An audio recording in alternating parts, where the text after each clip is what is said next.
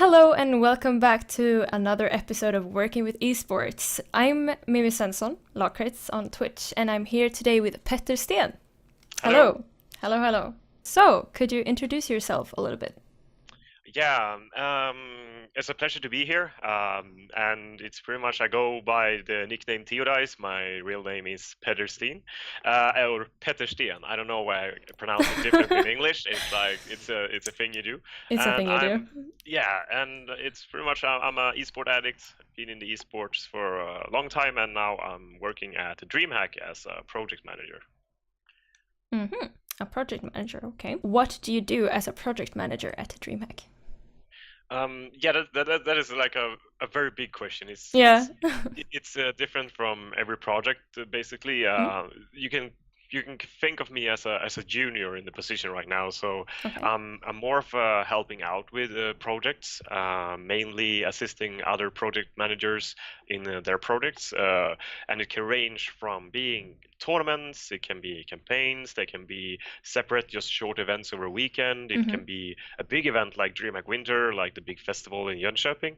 So being a product manager is also like it can pretty much entail a lot of different work. It's pretty much you Mm-hmm. come as you go, and you have to accept the situation as it Yeah. comes at you. Mm-hmm. So right now I'm assisting in the Join the Republic campaign that we're doing, which is Mm-hmm. an amateur campaign with Asus, and Mm-hmm. I'm also the product manager for Pokemon next year at Oh, DreamHack. really? So Oh, in that's nice. Leipzig, I'll be doing the Pokemon trading card game and the 3DS game. Mm-hmm. That's cool. That's cool. So, how did you get into esports? Basically, fun fact, like I got into computer gaming when my uncle sent me Quake 1 as a Christmas Uh, gift back in the days, and my mother was the one who actually played Quake before me because she had to approve of the game, and mm. from there she pretty much said she gave it like the seal of approval, and she said it was okay, and since then I've been hooked to computer games, Warcraft, Quake, CS, all the type of different games that's out there. So pretty much just growing up playing a lot of games, basically Yeah. competitive on a casual level, but also trying to make it into a few tournaments. And I'm gonna try to keep this short. So basically, in 2010, when I graduated from high school, I think it's called high school in English, right, for the Swedish Yeah. system, or Yeah. gymnasiet. Basically, when I graduated, I really wanted to start it off and give it more time. So I ventured into StarCraft, and I was one of the founding members of the Team Property that is still there today. Hmm. So since 2010, it's basically I've tried the role as a player, as a manager, as a team owner, traveling to events, assisting the players, sponsorship deals, and pretty much just trying out the different types of esports and what I got to offer. I also worked with some events during these years as a volunteer, but also freelance.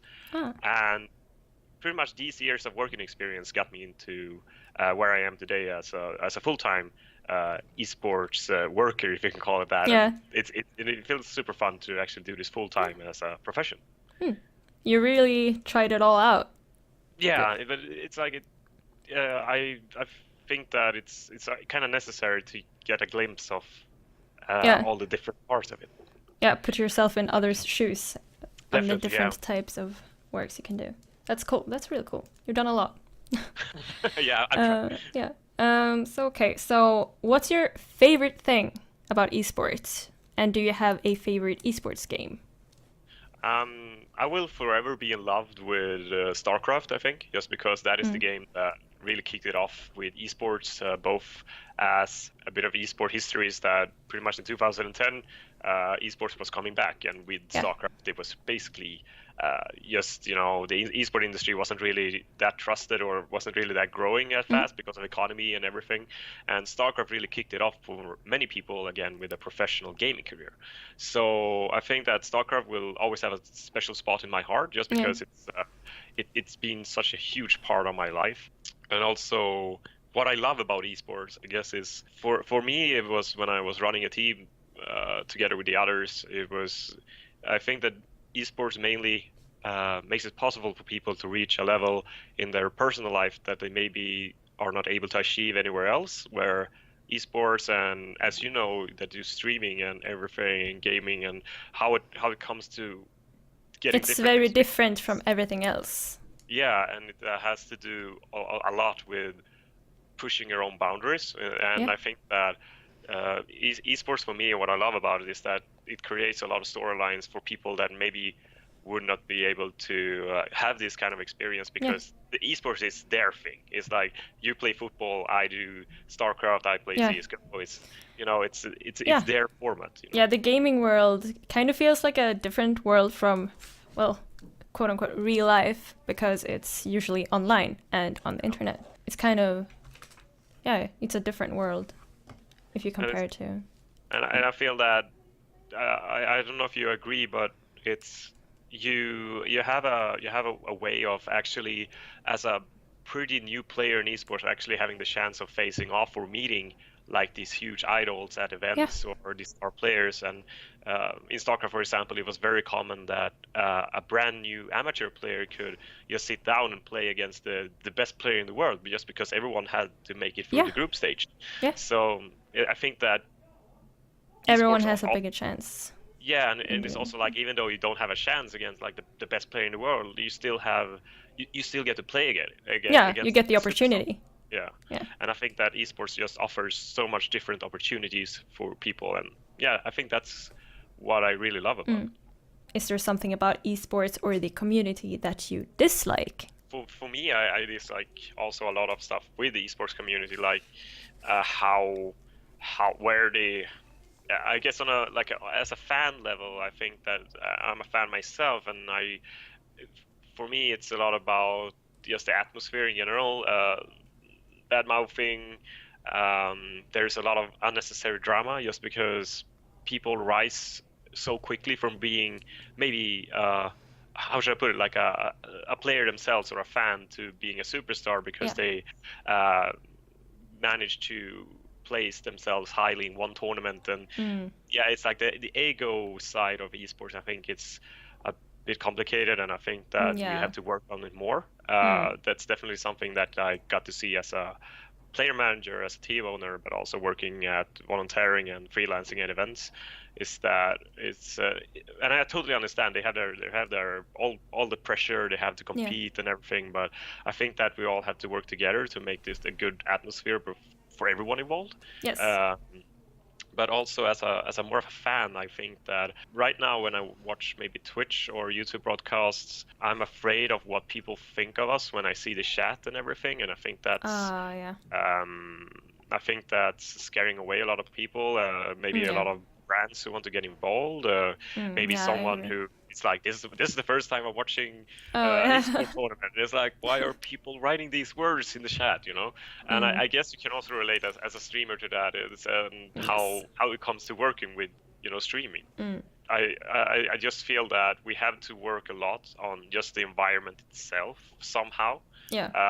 I don't know how it should be achieved, but I don't know if you have any ideas about that. Like how do you manage when the it's a really hard thing to take care of, because in creating a good environment, everyone has to be involved.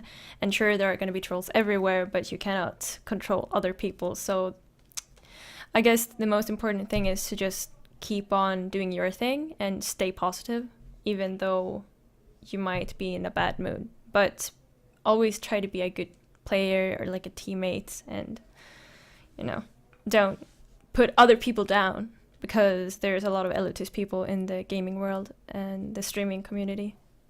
So it's important not to put yourself above others, no matter how famous or good you are. So that's I think that is like the perfect way to go about it. Yeah, I think so. Let's talk about DreamHack this year. What did you do at the event? Where exactly? So basically, this DreamHack Winter was pretty much the first event for me being full-time, and what I was doing was to assist Metro Yeah. which is pretty much a major newspaper for those who don't know, Yeah. who are involving themselves in esports more and more. They have a dedicated page for it. So we were trying out just how we can bring some different concepts of press conferences into the esport area. Like Yeah. how do we make it work? How are people interested? How can we do it in the future to make it better? So it's like it was really exciting just to see how the media on site was pretty much receiving the press conference. Yeah. But also the players was like, oh, we're supposed to stand here and give interviews. It's like on the podium. What are we doing here? Oh my god. Oh, okay.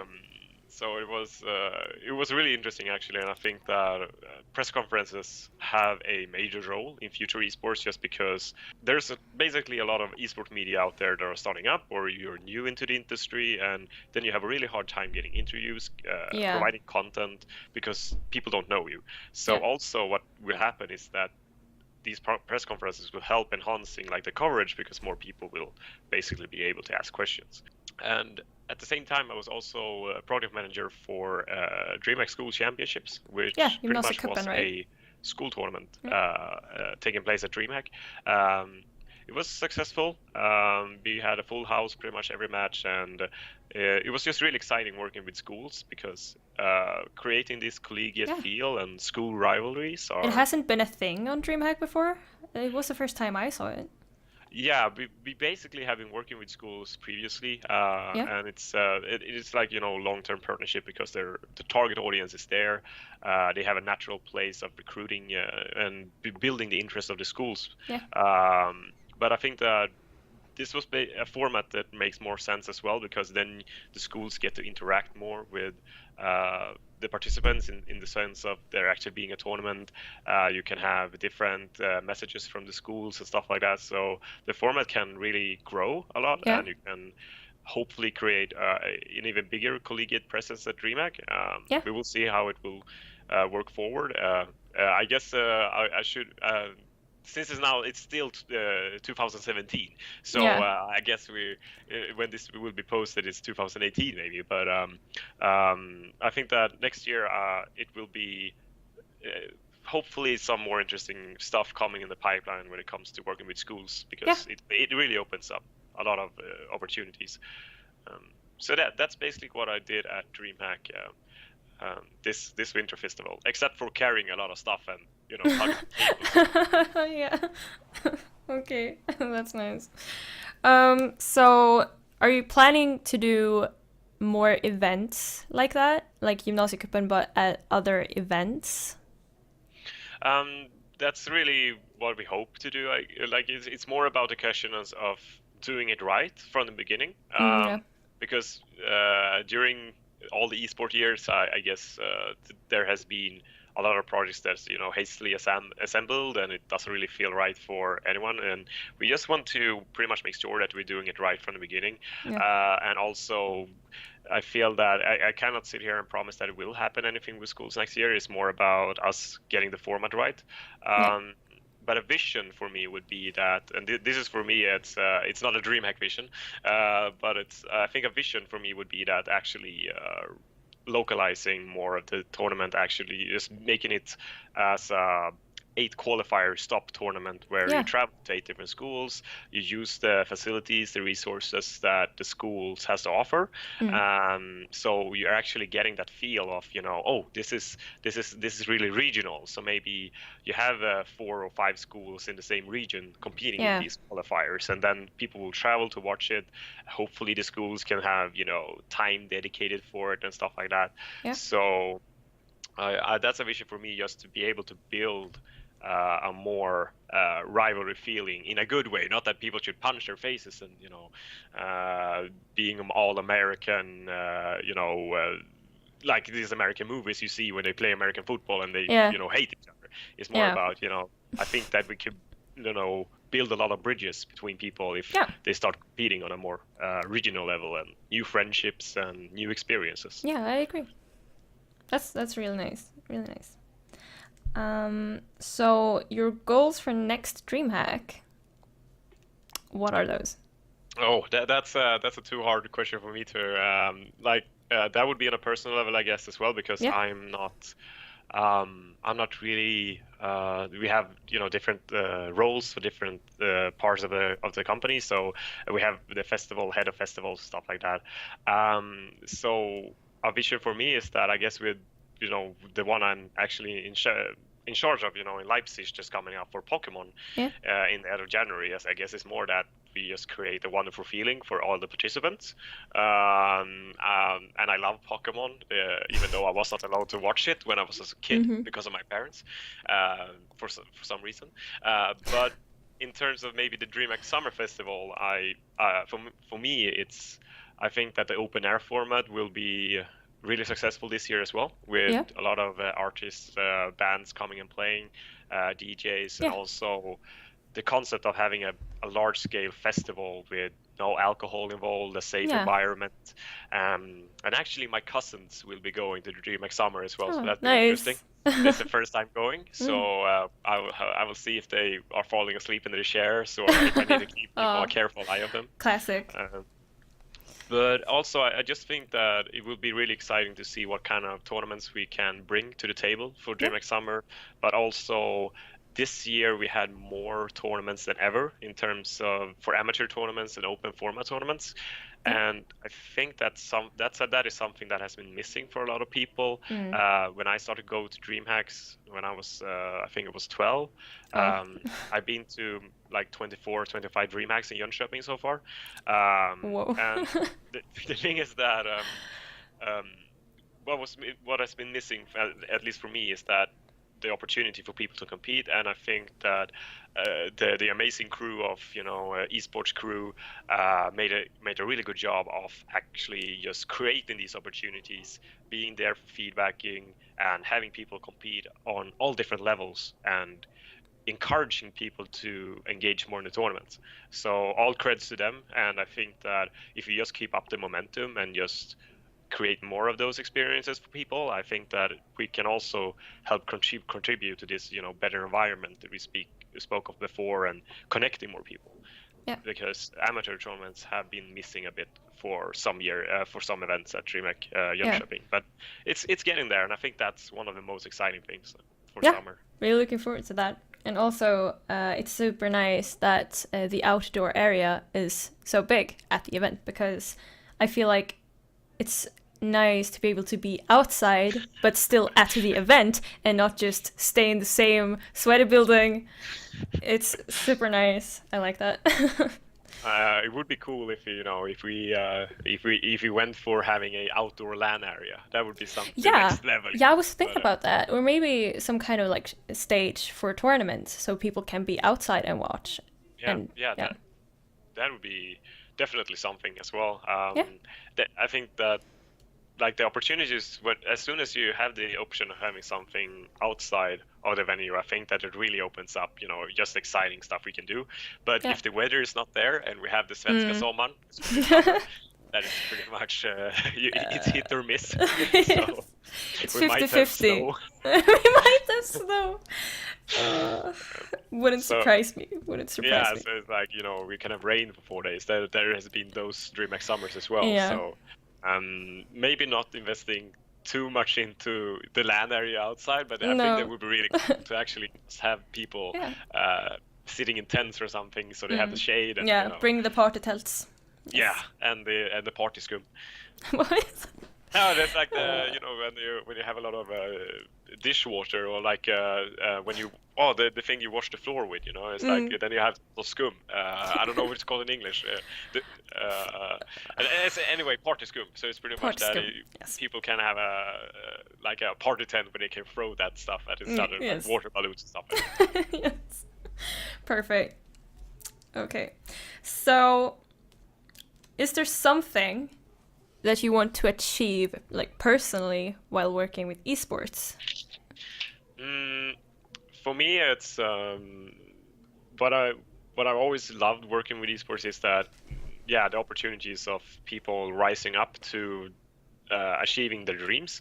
So what has been a motto for me is I like helping people achieving their dreams. It's like a personal motto for me, and I succeeded in some ways and I failed in some ways over the years.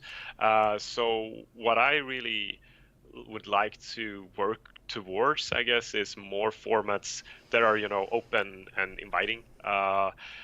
for everyone to compete. But in the sense of being more, like, if I should try to pinpoint it more, I guess it's, um, I think that during the years that's coming, I hope to be part of some kind of project there.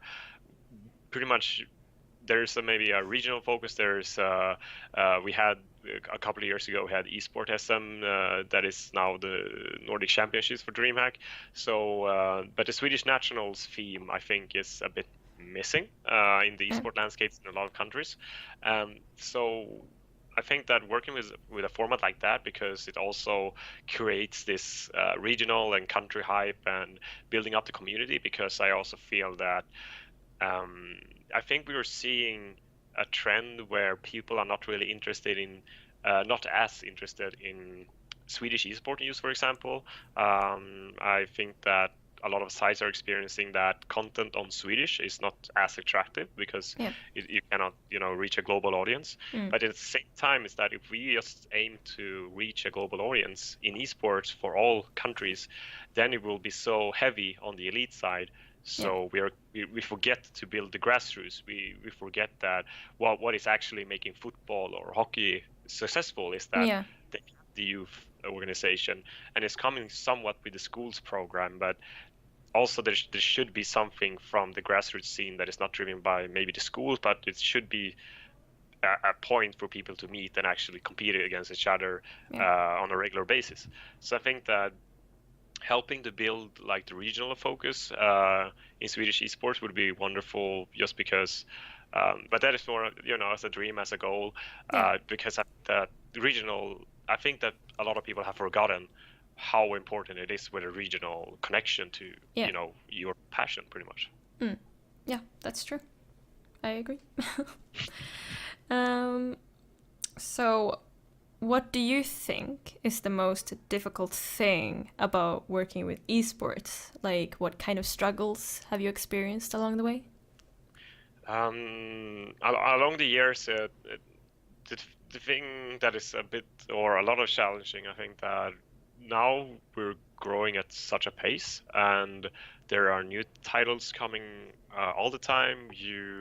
It's a hard thing to see really where you are in esports right now, in terms of like having a direction. Like, we are pretty much freebasing it now. It's like we're, Yeah. we're trying, the Overwatch League. We're trying the uh, LCS has been for a long time a very steady format. So Yeah. I think that the challenging thing and also difficult is that really keeping track of where you're going and not really hyping it too much. Of course, we should hype our Yeah. pack, but at the same time, it really opens up to I don't know, not like an esport bubble.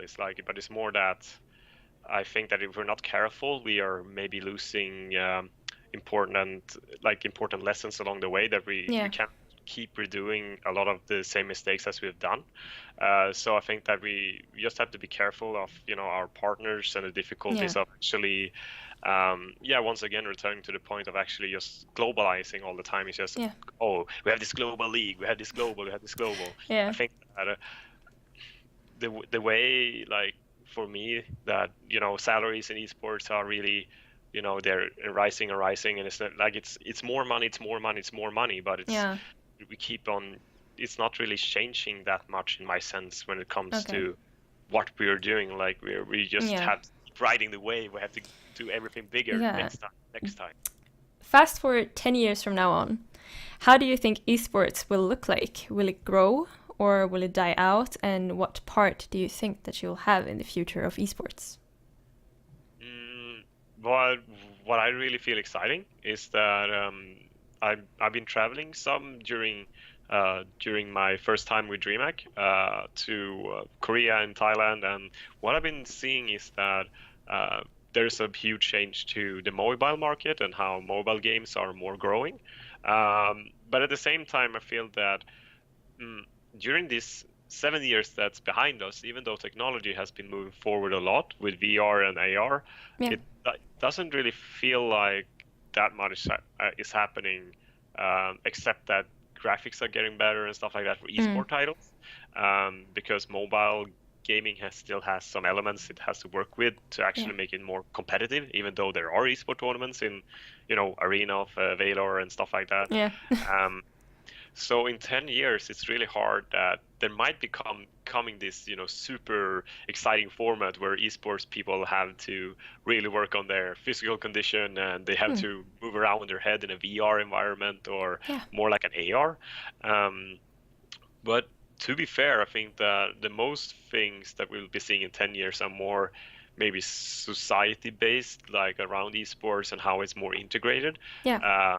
And pretty much pushing the boundaries of how we can actually make esports more as a common thing in society. I think that would be like the more, because so many people are gaming today. It's like, even though you're not a esport person, you're still gaming in some sense with puzzle games over Facebook or some basic games on the smartphone. And it's still like, I feel that with our generation being 10 years ahead, I feel that we will be seeing more esport in society. But what I hope is that it actually will be some kind of new format where competition take place, because I feel that it has been a bit stale, and it also stability is good, and it's good that it's stale because then you can adjust people to the format and push it as this is exciting. But at the same time, for us that been in the scene for quite some time and being gamers all our lives, I feel that it would be nice having some other way of playing it except for a mouse and a keyboard, So really what I'm hoping to see and what I really looking forward to is to see how actually VR and AR will develop. And it doesn't really have to be that VR and AR is the main platform of competing, or maybe we can integrate VR and AR way better when it comes to viewing the tournament, making it more exciting for the fan. So maybe the viewing experience has improved a lot because now it's like things look quite the same, like all tournaments around basically. You can't really. So I'm really hoping that some boundaries will be pushed when it comes to more the technology maybe around esport and make it more exciting, but also just seeing how we can work more with VR and AR and maybe even some new format that like our senses, for example, like virtual senses or something that we're feeling smell or the heat from the grenades when they're being thrown, or I don't know how you would do it. Real 4D viewing. Yes. I don't really know how that would be solved, but I think that more in society, but also working more with making esports the viewing experience and hopefully the playing experience a bit different. Yeah, that's an interesting view you have of it. And not really that much increasing in player salaries. We don't need that. They're fine with making $10,000 a month. That's we don't have to put more money into that. No. Definitely not. Okay, so do you have any sort of advice to people who want to help make esports grow or even do what you do? I feel that for me, it's mostly about people. You have to really be. People say that you have to go dive in fully, 100% or nothing. Yeah. And you always get a bit tired of that view, but in the same way, you really have to dedicate yourself to something. But it's also nothing wrong with taking your time to figure out what you want to do in esports. It's like, do you really want to be a player? Do you want to be a player manager? Like, we don't want to be a team owner. There are so many different ways of esports working today, and there will be more roles coming up. So I feel that people just need to take their time with and let it take a couple of years to really get into understanding esports and finding what you're good at, because that's also something that a lot of players, including myself in the team that we were running, that you really start to understand yourself a bit better when you try out different roles and you challenge yourself. So I realized pretty quickly that I suck at being competitive because I'm a sore loser and I'm a bad winner. and I'm also like I don't really have the reflexes. So getting to know yourself is that I think the main core Yeah. thing about when you're getting into esports is that where does my skills enhance? Yeah. Can I apply my coding skills on becoming a coder focusing on esports formats? Can I become a host? Can I be a commentator? What is really my take on esports? Because you have to make esports personal for yourself, because otherwise if you don't adapt your personality to it and just try to maybe become a player when you maybe don't really have the skills, or maybe just not the mindset for it in the long run, but you try to win yourself to become a competitive player, then it will just be destructive. So start slowly and do a lot of stuff voluntarily. Voluntarily is like it's keep getting repeated. Don't let people take advantage of you because you want to help out. But at the same time, is like my first pretty much employment in esports when it comes to actually making a money of a monthly based salary is after 7 years. So maybe I was slow in getting paid because maybe I was for some reasons mentally or whatever I wanted to do it voluntarily, but you don't have to stress it. It's like just find what kind of path you want to choose in esports and take it from there. Because you tried out a lot of different things, so that's what and you should do to find yourself. And maybe that's maybe it just clicks for someone who knows that, okay, I want to be a commentator, but go for it, and then you will see if it works out, and then it's not the whole world if it falls apart. But and I think also people should be ready to invest some money into it. Like people are money is something that you can make from having a full-time work and then going home and do your passion for a couple of hours and learning about your passion and about yourself. So don't be afraid of investing your own money into making new experiences, like going to events and trying out being a esport reporter in the capacity you may be able to. So exactly. Invest your own money into it, because it's actually something that you will learn a lot from, and also just getting to know where you fit in esports. I think it's my advice. Yeah, that's good advice, actually.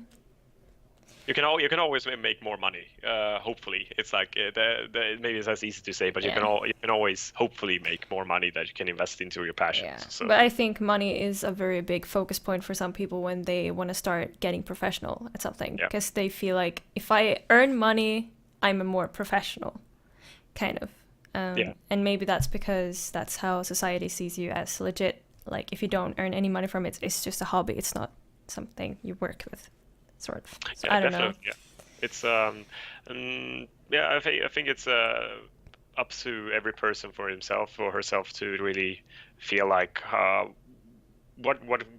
should I really approach getting into esports. Really, it's super hard to tell like what is the right or wrong way, but everything you do is like your time is also money. So even though you invest time into something that you can, if your central point of your life is money, you can pretty much always work more and make more money that way as well. So it's like you should really just value your time and really feel that you're getting the most value for yourself out of whatever you do in life. So if esports is the thing, I think that time and money is something that's definitely worth investing to explore. Okay, so to sort of kind of end this episode, I just want to ask you, where can we follow you to see what you do when you're not working? That's basically I love Twitter. Twitter is Twitter is good. Yeah, it's good. It's good. But not really now, because they're changing how the timeline works and everything. So I'm a bit frustrated. But my nickname at Twitter is Petter Sten. Very boring. I used to have my in-game nickname, but then it was like, I'm gonna be the cool guy and have a real name. It's easier to find you that way. So that's basically the only social media I'm really active on. So if you want to see more posts from me, then go on Twitter, I would say. Okay, thank you so much for joining me in this interview. And thank you for having me. It's I used to be on the other side of the microphone when it comes to asking the questions, and it's just fun to really take part in these initiatives. Yeah, it really is. Really is. I guess I'll see more of you at DreamHack summer next year. Definitely, yeah. Yes, and yeah, I hope you have a continuously nice day. And yeah, thanks for watching.